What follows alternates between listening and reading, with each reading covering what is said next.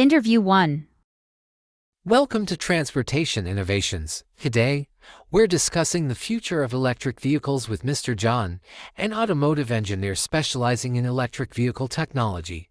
Mr. John, thank you for joining us. It's a pleasure to be here. Electric vehicles (EVs) have gained a lot of attention in recent years. Why do you think they are so important for the future of transportation? Electric vehicles are crucial for the future of transportation because they are much more environmentally friendly than traditional gasoline-powered vehicles. EVs produce zero tailpipe emissions, which helps reduce air pollution, particularly in urban areas where smog and poor air quality are major issues. Additionally, they reduce our reliance on fossil fuels, which are finite resources that contribute to global warming. That sounds promising, but what challenges are there to widespread adoption of electric vehicles? One of the biggest challenges is the infrastructure for charging. Many countries, especially in rural areas, don't yet have a sufficient number of charging stations, which limits the practicality of EVs for long-distance travel.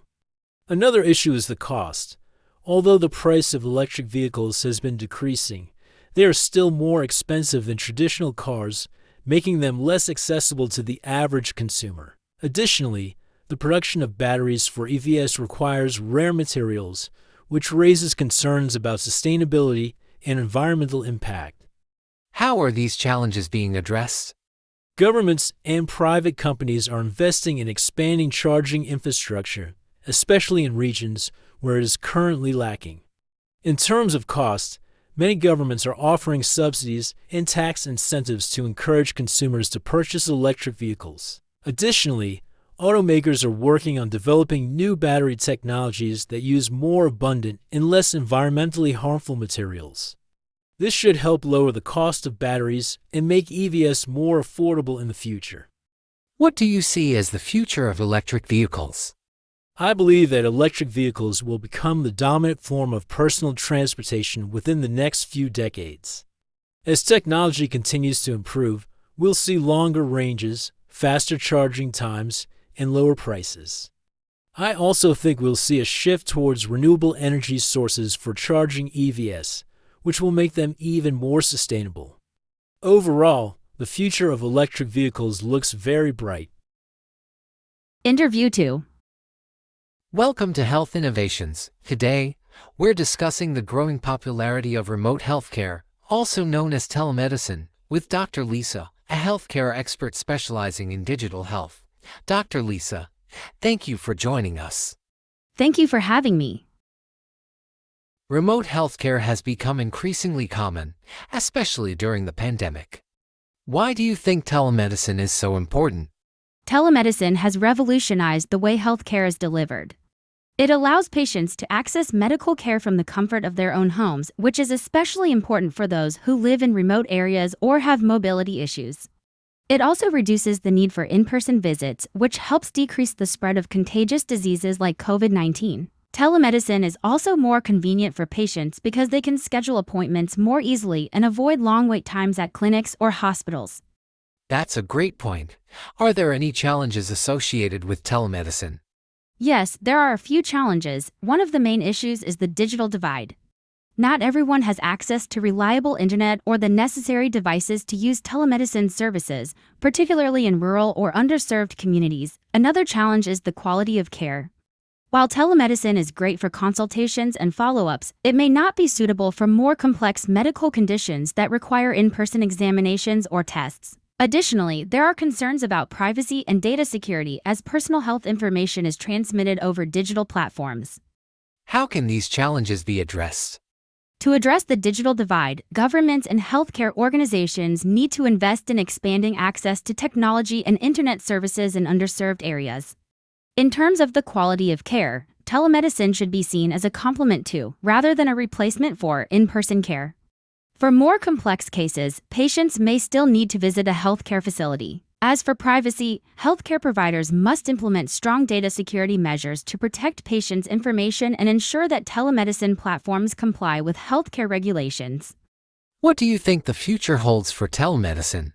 I believe telemedicine is here to stay. Even as the pandemic subsides, many patients will continue to prefer the convenience of remote consultations. We'll likely see more integration of telemedicine into everyday healthcare, with advanced technologies like artificial intelligence and remote monitoring devices playing a larger role in diagnosing and treating patients. The future of healthcare will be more flexible, accessible, and efficient thanks to telemedicine. Interview 3. Welcome to Travel Trends. Today, we're talking about the benefits of sustainable tourism with Ms. Emily, a travel consultant who specializes in eco-friendly travel. Ms. Emily, thank you for being here. It's my pleasure.